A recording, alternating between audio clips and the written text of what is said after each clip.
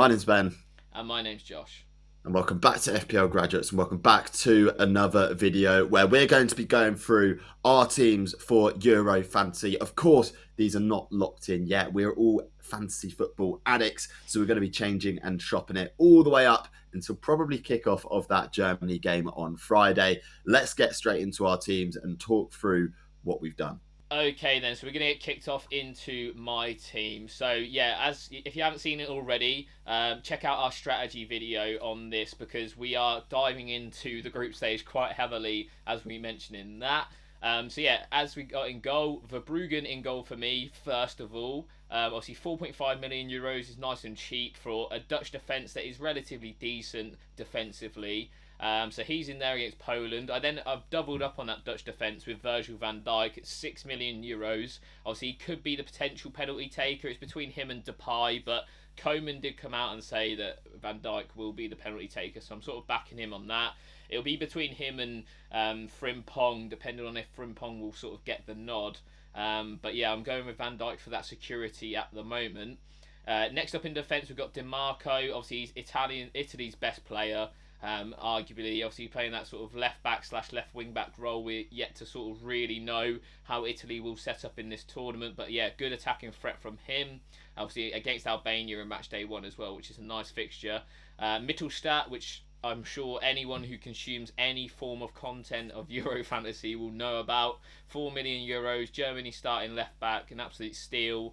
I've seen people say that I'm going to go Tar, which is fair enough if you want to be different, but he's got more attacking threat. I just don't see a reason not to go for him. Mark Gahey as well, 4.5 million euros. Obviously, we didn't expect to get a England defender at this price. And I think, although England's defence doesn't look great, I think they will still be defensively sound just because that's how Southgate sets them up. He always sets them up to defend first, attack second. And I think they will keep at least one clean sheet in that group stage sort of phase. And then my final defender and goalkeeper, I've got Bayindir on the bench at the moment from Turkey. He did start the first friendly that Turkey have played before this tournament. Obviously, he's Man United's backup goalkeeper as well, so a little bit of bias there. But yeah, for £4 million, you can't really get too many great goalkeepers. And I think Turkey have a decent fixture in Matchday 1 with Georgia. So yeah, I'm happy to take sort of the risk on him. As we're recording this, Turkey play Poland tonight, so I'll stay tuned for that sort of team sheet there. And then finally, the last defender is Wout Face, 4 million euros. He was in our Hidden Gems video if you haven't seen it already. Really good price and obviously gets you into that Belgium defence for 4 million euros. What's your thoughts on those defenders and goalkeepers, Ben? Yeah, I mean, it all looks decent at the moment. Obviously, this could change with sort of friendlies, etc., and sort of team news, but looks decent on paper. Van Dijk is obviously a little bit more expensive for what you get from a centre back, but then you get the bonus of penalties. I think if it wasn't confirmed that he was on penalties, I probably would steer a little bit clear of him. But yeah, a couple of similar players in my team that we'll get onto in a little bit. But the Gahey one is an interesting one. I think he could provide some decent value. And then the keepers, yeah, there's so many different options you can go for goalkeepers. It's just picking your poison and off you go with that one. So yeah, all in all, fairly decent. Mittelstadt, of course, everyone's got him and DeMarco. There's a couple of sort of interesting omissions there from a couple of the bigger teams, like no Portugal, no France, etc. But I guess with this one, you can't really back every single team because otherwise you'd have a team of 11 defenders. Yes, right. And then moving on into the midfield, we'll start off on the pitch. We've got Gundogan, who will be my first day of Matchday 1's captain, playing in that 10 role for Germany. He's on penalties as well, against the Scotland side, who will sit back, I'd imagine, and sort of soak up all that Germany pressure. So hoping that he gets a lot of touches and hopefully can create a few things there for Germany. I've also got Florian Wirtz as well, who I expect to start for them. Just an exciting young player. Obviously, could be between him and Musiala. I'm sort of preferring those guys over Havertz at the moment, just because I prefer the forward options rather than the midfield options elsewhere. So that's why I've gone with Wirtz. My final midfielder on the pitch is Szoboszlai. I'm like obsessed with him. I think he's going to be a wicked asset on Euro Fantasy this year. 7 million euros gets you Hungary's best player, talisman on everything. Corners, set pieces, penalties, you name it, he's taking it. And yeah, I just think he's obviously plays a lot more advanced for Hungary than he does for Liverpool. He's probably playing in one of those like half 10 roles for Hungary. And Hungary are a decent side. I think they're going to be one of the sort of the underdogs of the tournament. They're in a group which I think they can get out of pretty easily, with Scotland and Switzerland, the other teams other than Germany. So I think, yeah, I'm backing Hungary to do well, and I think Soboslai will be one of the main guys to help them do that. And then on the bench, we've got Kalanoglu, as I mentioned in the Hidden Gems video. No attacking returns in qualifiers, but this will be a €6.5 million midfielder. He's sort of taken my pick at the moment just because he is on penalties, set pieces, and things like that, as mentioned before. And then Bruno Fernandes to wrap things up as well, playing Czech Republic. I think he is the go-to Portuguese asset rather than Ronaldo. And yeah, if he performs anything like he has done for Man United at the back end of the season, or for Portugal throughout the European qualifiers, we've got a fantastic asset on our hands. What's your thoughts on the midfield, Ben? Yeah, a decent midfield. Like I said, I like the two German picks there. Wirtz and Gundogan. One of the two I don't have, but I do see your case and reasonings behind that. Szoboszlai, interesting. He sort of hobbled off injured in the last game, in his last friendly, but I don't think there's anything serious, to be honest. It's probably a precautionary measure. Bruno Fernandes also really like as an asset, and Calhanoglu is obviously a differential. I mean, you could go a little bit cheaper and potentially get a player with the same potential attack and return.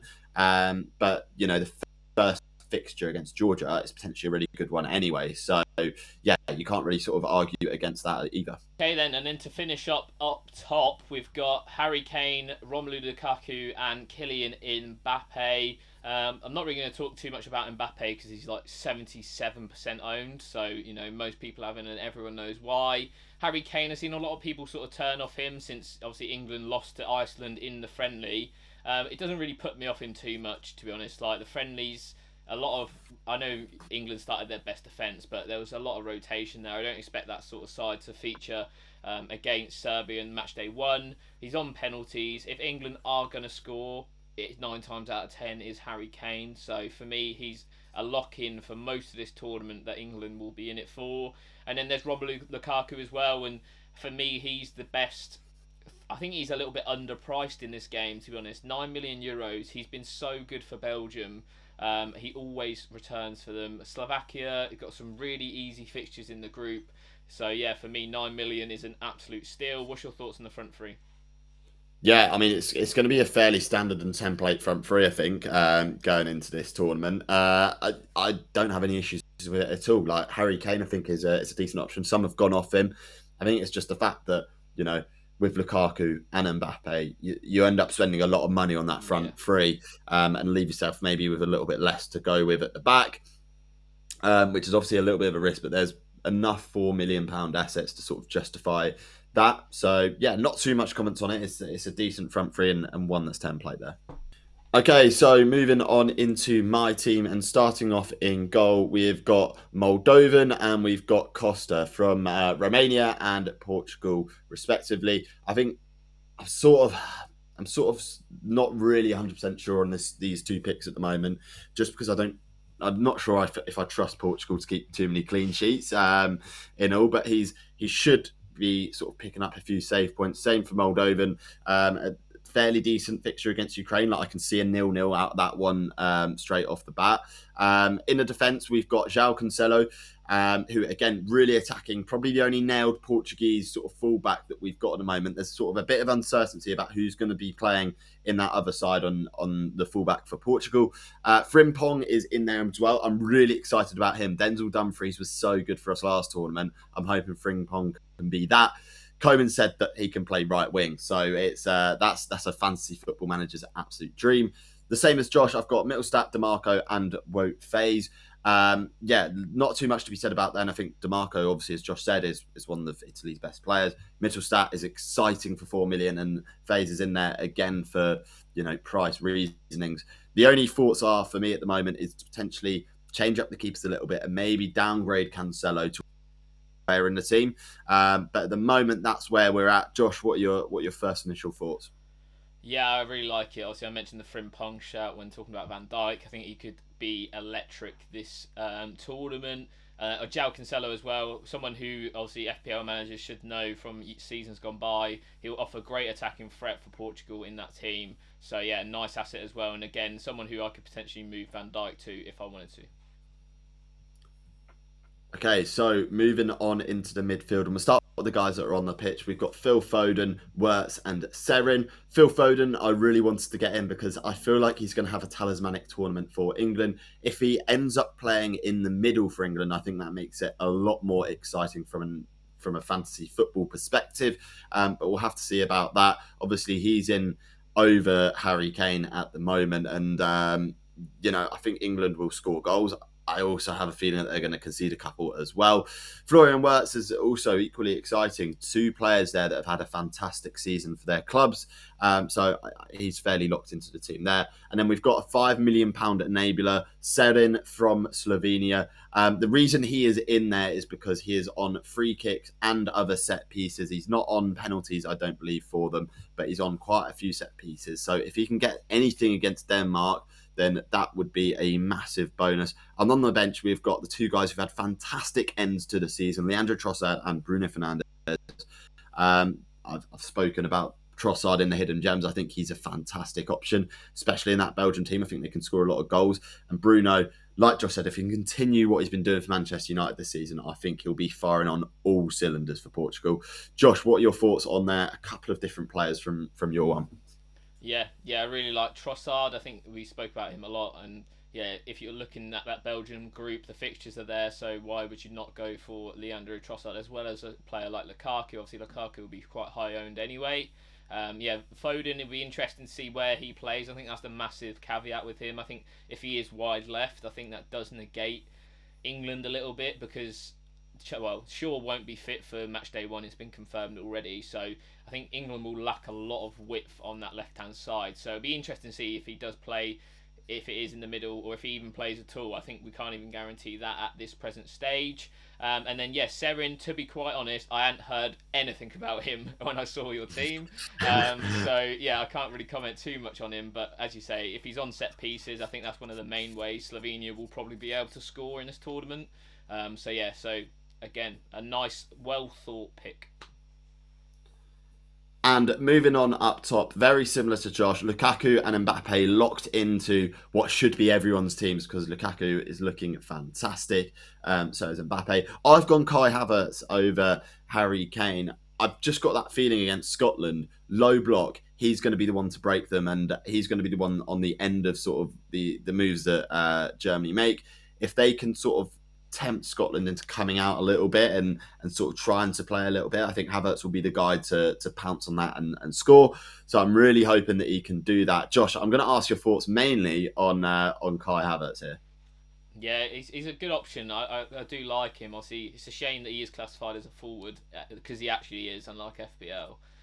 But yeah, I think he is going to be an interesting option. Obviously, it's that sort of debate between Gundogan or maybe a Havertz. Obviously, I've gone with the penalty taker, but I do think I agree with what you're saying. He could definitely be that sort of guy. He seems to be sort of like in and around the box when I think about Arsenal sort of breaking down teams. He seems to be getting those returns, so I think that could definitely happen for Germany as well. So it'll be interesting to see, obviously, if he does get the nod up top and how he performs in that game.